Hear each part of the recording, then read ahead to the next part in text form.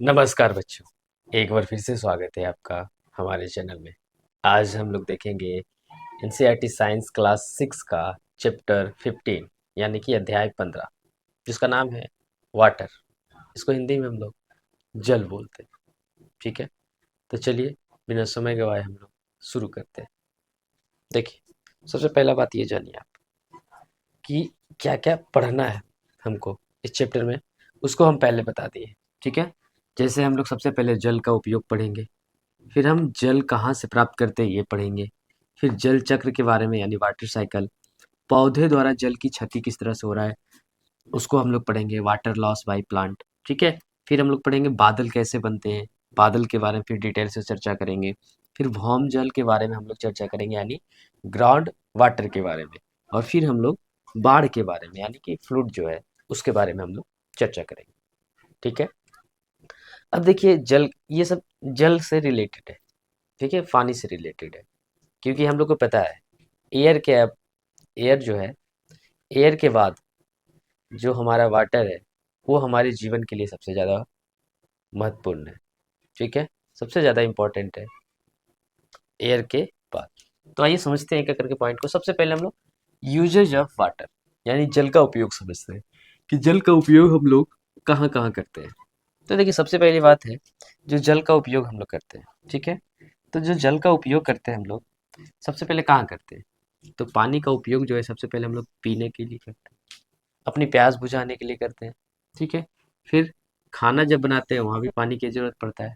ठीक है, फिर सफाई वगैरह कोई चीज़ करना है, घर वगैरह धोना है।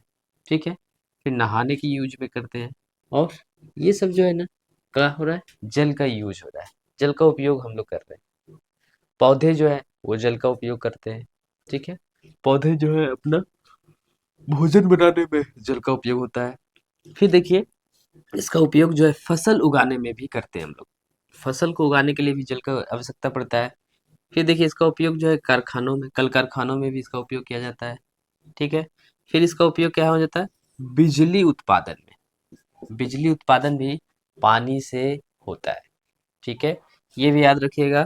एक पॉइंट और ऐड कर लीजिए, पेड़ पौधे जो हैं, हरे पेड़ पौधे भी जल का उपयोग करते हैं।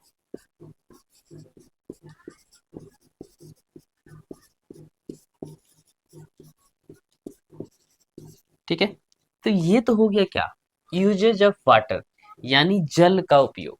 जल का उपयोग बहुत सारी जगह करते हैं। ठीक है, तो हर जगह जल का उपयोग होता है, लगभग सभी जगह जो आपको हम बताए। इसके अलावा भी बहुत सारे ऐसी जगह हैं जहाँ पे जल का उपयोग होता है।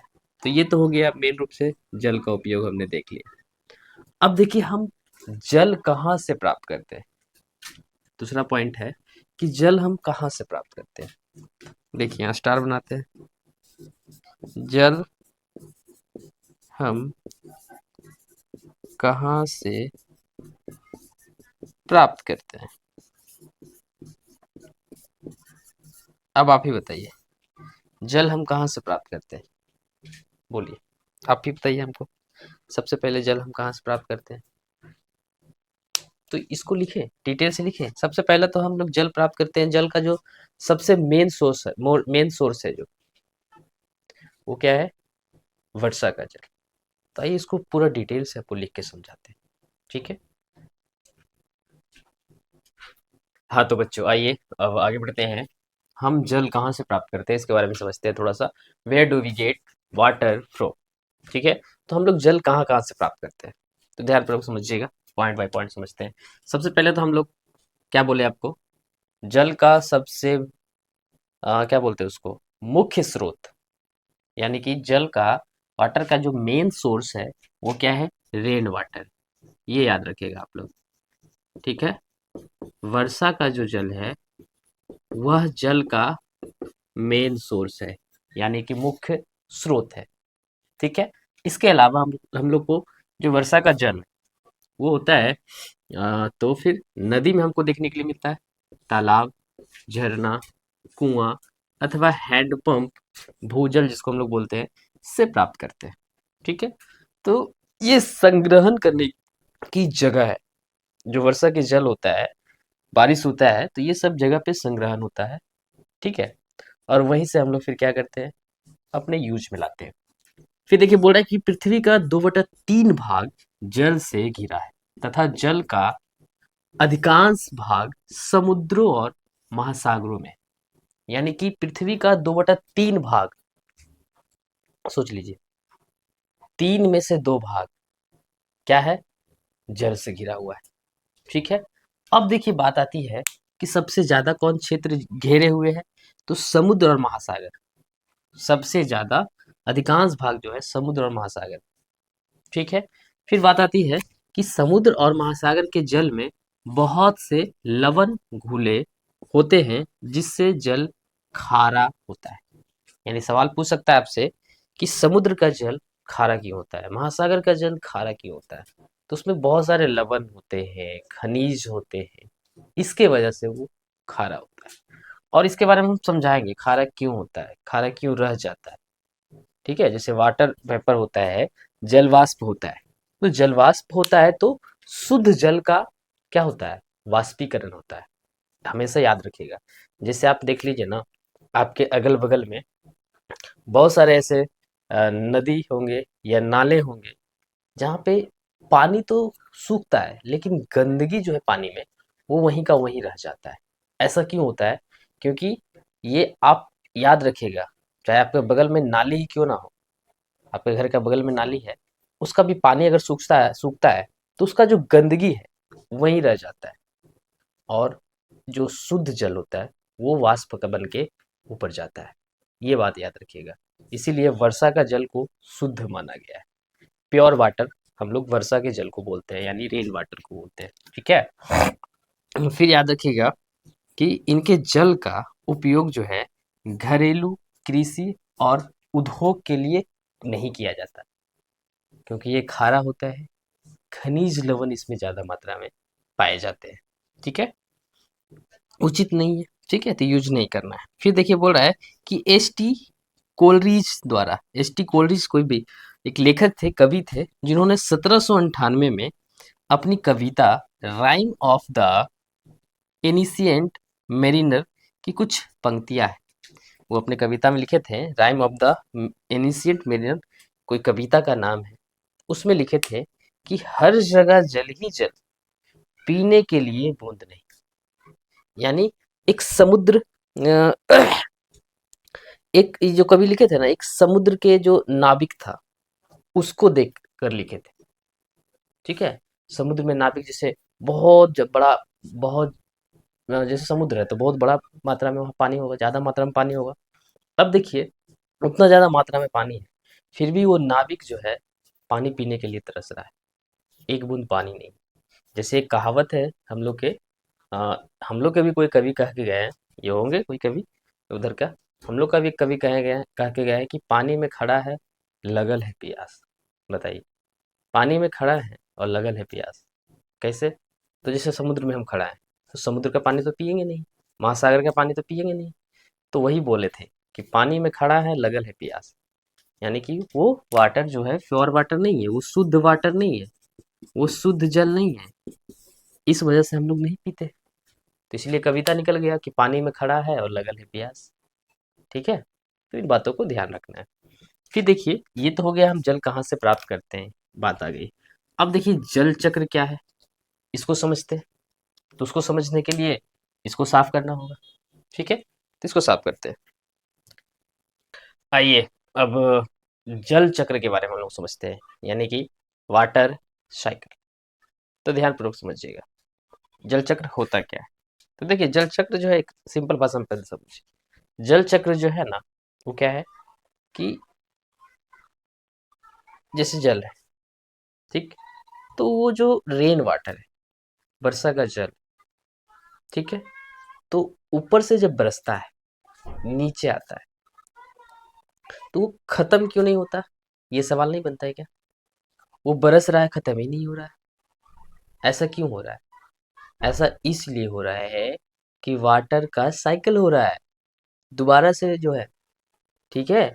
इस वजह से जो बादल का पानी है, जो बादल जो है बरस रहा है, जो बादल बरस रहा है वो क्या हो रहा है, फिर से बादल के पास में वो जल जा रहा है, इसीलिए कभी खत्म नहीं हो रहा है।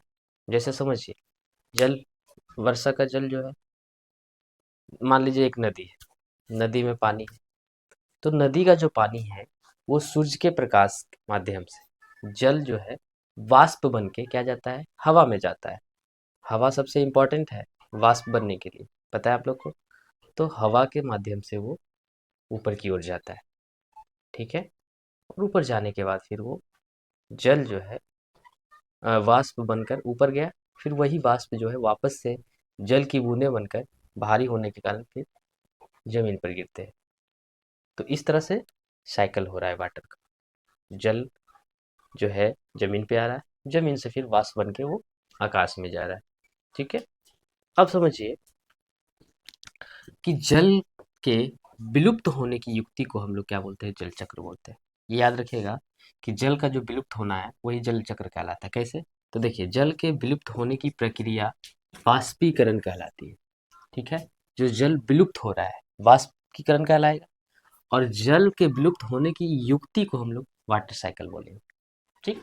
फिर देखिए कि जल को गर्म करने पर जल जलवाष्प में परिवर्तित होता है। जल को जब हम लोग गर्म करते हैं, ठीक है, तो वो क्या होता है, उसको हीट यानी गर्मी जब मिलता है तो वह जल जो है जल वाष्प में परिवर्तित हो जाता है, ठीक है। वह जो जल है वह वाष्प में परिवर्तित हो जाता है और हवा के माध्यम से ऊपर जाता है, ठीक है। फिर देखिए कि सूरज के प्रकाश में वाष्पन जो है तेजी से होता है, यानी सूरज का जो प्रकाश है डायरेक्ट जल पे पड़ता है, तो इसमें जो है वाष्पन जो है तेजी से होता है, ऐसा ये बोल रहा है, ठीक है। फिर है कि जल को किसी बर्नर में गर्म करने पर वाष्पन और अधिक तेजी से होता है। जल को जब हम कोई बर्नर में गर्म करते हैं, ठीक है, चाहे कोई भी बर्नर ले लीजिए, उसमें गर्म करिए, और अधिक जितना तेज उसका उसको हीट मिलेगा उतना जल्दी वो क्या होगा, वाष्पीकरण होगा उसका, तो वाष्पन और तेज हो जाता है। फिर देखिए, वाष्पीकरण की क्रिया सभी ताप पर होता है, मतलब थोड़ा सा भी अगर उसको हीट देंगे तो भी वाष्पीकरण होगा, पूरा हीट देंगे तो भी वाष्पीकरण होगा। इसीलिए इसको क्या बोला जाता है, यह एक सतहीय प्रक्रिया है। सतह पे जितना जिस हिसाब से उसको गर्मी मिलेगा वो धीरे धीरे वाष्प बनेगा। फिर एक लास्ट में एक इम्पॉर्टेंट बात है कि जब दिन के समय सूरज की किरणें जो है महासागर हो गया, नदी हो गया, झील हो गया, इन पे पड़ता है, ठीक है। तो देखिए, महासागर, नदी, झील इन पे पड़ता है तथा तालाब में भरे जल पर पड़ती है, तो इन सभी जल का क्या होता है, निरंतर वाष्प में परिवर्तित होते रहता है। यानी ये सूरज का प्रकाश जब नदी हो गया, नहर हो गया, तालाब हो गया, जलाशय हो गया, महासागर हो गया, समुद्र हो गया, सूरज का जब प्रकाश बढ़ता है तो धीरे धीरे वो क्या होता है, वाष्पन होते रहता है, वाष्पन होते रहता है, ठीक है। और इन सभी में देखिए, यहाँ पे समझिएगा कि जल जो है पानी क्या बोलते हैं, समुद्र और समुद्र और महासागर, समुद्र और महासागरों के जो जल हैं वो खारा क्यों होते हैं, अगर आपसे कोई सवाल पूछेगा तो ये उत्तर आप लिख सकते हैं इतना बड़ा, ठीक है। तो इन सभी का जल क्या होता है, निरंतर वाष्प में परिवर्तित होते रहता है, तथा जल में जो है घुले लवण जो है शेष रह जाते हैं। यही कारण से समुद्र तथा महासागर का जल जो है क्या होता है, खारा होता है। यानी समुद्र या महासागर का जल खारा क्यों होता है, उसका अगर जवाब देना है, उत्तर देना है, तो ये डेफिनेशन आप दे सकते हैं। क्यों?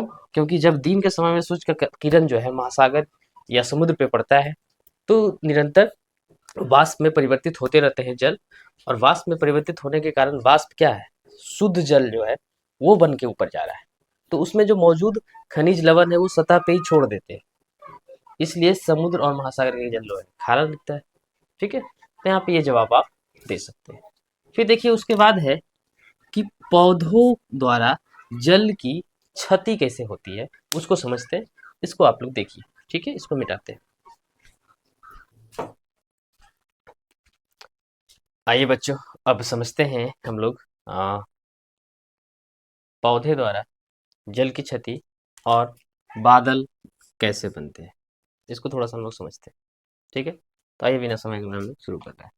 देखिए, सबसे पहले समझिएगा कि पौधे द्वारा जल की क्षति कैसे हो रहा है। आप लोग सोच रहे होंगे कि पौधे जल का क्षति कहाँ कर रहे हैं, वो तो उपयोग कर रहे हैं भोजन बनाने में, एकमात्र लिविंग थिंग्स है, एकमात्र सजीव वस्तु है जो अपना भोजन स्वयं बनाते हैं, तो वो क्यों क्षति करेंगे। तो देखिए आप समझिएगा, देखिए पौधा पौधे द्वारा जो है जल की क्षति वाष्पोत्सर्जन कहलाता है। अब कहिए ये वाष्पोत्सर्जन क्या है, क्या होता है, कहाँ होता है? तो पौधे द्वारा जो जल की क्षति हो रही है वो वाष्पोत्सर्जन कहलाता है। और वाष्पोत्सर्जन जो है पत्तियों के रंध्र द्वारा होता है। पत्ती में जो रंध्र पाए जाते हैं, जो छिद्र पाए जाते हैं, उसके द्वारा होता है। ठीक है। अब कहिएगा कि वाष्पोत्सर्जन क्या है, तो उसको समझ लीजिए। पौधे में वाष्पीकरण को वाष्पोत्सर्जन कहते हैं। पौधे में जो वाष्पीकरण होता है ना, पौधे में जो पत्तियों में जल जो है वाष्प बन के हवा में जाते हैं, उसी को वाष्पोत्सर्जन कहते हैं। और वाष्पोत्सर्जन को फोटोमीटर से मापा जाता है। ठीक है। फिर है कि पौधे जो है जल की कुछ मात्रा जो है का उपयोग भोजन बनाने में करता है। ठीक है। और बाकी जो शेष जल बच जाता है वह क्या करता है, वाष्पोत्सर्जन के माध्यम से वायु में मुक्त कर देता है। यानी कि जो उसको जल मिलता है, ठीक है, जो हम लोग जल देते हैं, तो वो भोजन बनाने के लिए उपयोग में तो लाता ही लाता है। बाकी जो शेष बच जाता है उसको वाष्पोत्सर्जन के द्वारा क्या करता है, वो हवा में मुक्त कर देता है। यानी वाष्पोत्सर्जन के माध्यम से वायु में मुक्त कर देता है, हवा में मुक्त कर दिया। ठीक है। वायु में जो है जल वाष्पन तथा संघनन के प्रक्रमों द्वारा प्रवेश करता है।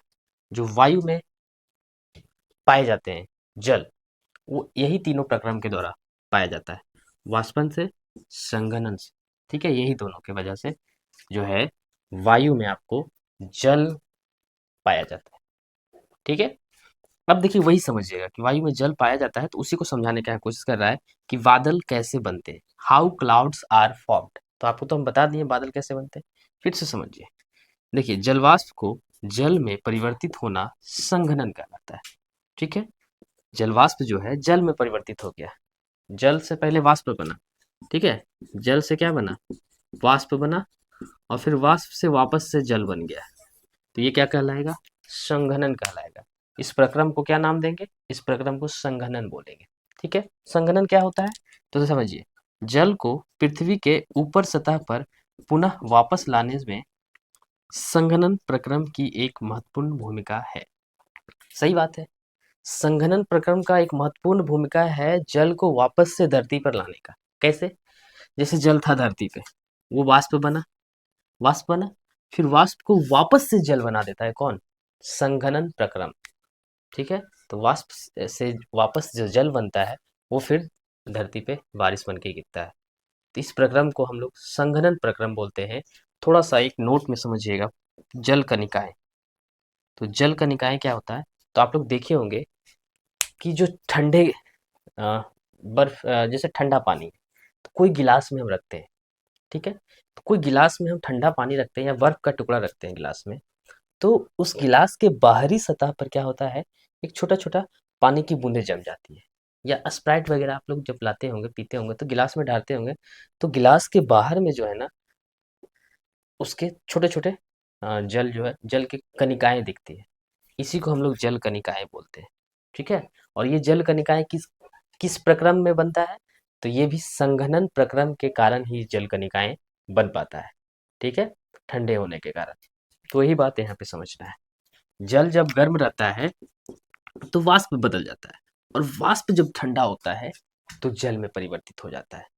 तो इसी को हम लोग बोलते हैं संघनन प्रक्रम। जैसे आप लोग के घरों में सब्जी वगैरह बनता है, तो सब्जी वगैरह जब बनता है तो उसको हम थाली वगैरह से ढकते हैं, तो देखते होंगे कि उसका जो भाप है थाली के ऊपर लगा और फिर वो जल में परिवर्तित हो गया, वही बूंदें गिर रही है। तो वही है आपका वाटर साइकिल, उसी तरह से होता है। ठीक है। अब देखिए आपने समझ लिया पौधे द्वारा जल की क्षति कैसे होता है और बादल कैसे बनते हैं। अब हम बादल के बारे में समझते हैं डिटेल से। ठीक है। तो इसको थोड़ा सा मिटाते हैं, इसको आप लोग नोट करिए। आइए अब लास्ट है बादल, भौमजल और बाढ़। इसके बारे में समझते हैं। ठीक है। इसमें लिखवाने लायक कुछ था नहीं, वैसे लिखने का बहुत लंबा लंबा लिख देंगे, लेकिन जो हम समझा देंगे वही आप लिख लीजिएगा, बेहतर रहेगा। ठीक है।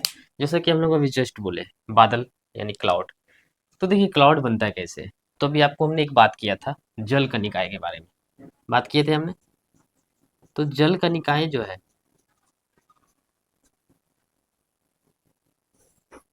इसी पे आप समझिए पूरा। ठीक है। जल का निकाय कैसे बनता है, ये सवाल पहले आप उठाइए। तो जो देखिए जल की निकाय बनता है कैसे, सबसे पहला बात आप याद रखिएगा कि जो बादल है वो संघनन प्रक्रम के द्वारा बनता है, जैसा कि आप अभी जस्ट आपको हम बताए थे, संघनन प्रक्रम के द्वारा।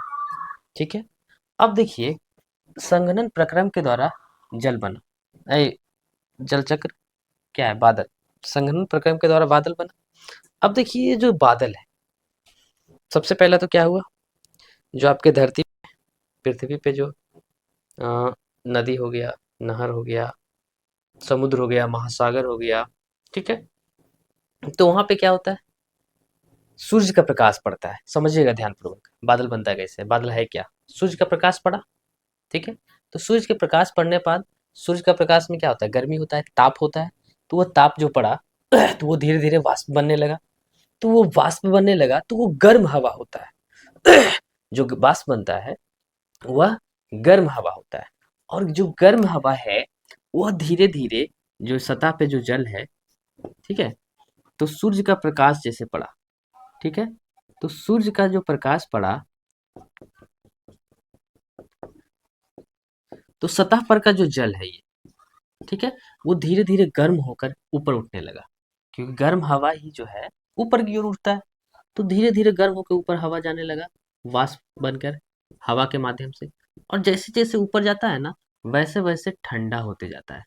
जैसे आप लोग एक चीज नोटिस किया होगा, अगर आप फर्स्ट फ्लोर पे हैं, सेकंड फ्लोर पे हैं, थर्ड फ्लोर पे हैं, उसके बाद आप ऊपर जाइए, फोर्थ फ्लोर, फाइव फ्लोर पे जाइए, वहां पे ज्यादा आपको ठंडा महसूस होगा, ठीक है, तो जैसे जैसे आप ऊपर की ओर जाएंगे, जैसे एरोप्लेन वगैरह चलता है, तो वहाँ और भी ज़्यादा ठंडा होता है, कितना ऊंचा में होता है वो, ठीक है, तो धीरे धीरे क्या होता है, जैसे जैसे ऊपर जाता है वाष्प, वो धीरे धीरे क्या होता है, ठंडा होते चल जाता है, और ठंडा होने के बाद वही जो है जल के छोटे छोटे कण बन जाते हैं, और यही कण जो है हवा में जो है तैरते रहते हैं, और प्रकाश के प्रकीर्णन के कारण हमें बादल जो है नीला दिखाई देता है, ठीक है, तो यही कण जो है बादल बन के तैरते रहते हैं, और जब यही कण जो है ज़्यादा ठंडा हो जाते हैं तो फिर कभी-कभी जो है, जो हम लोग का बर्फ का गोला गिरता है, समझ रहे हैं? तो ये सब निश्चित कारण है, हिमपात होता है, ठीक है? हिमपात होते हैं या बर्फ के गोले गिरते हैं,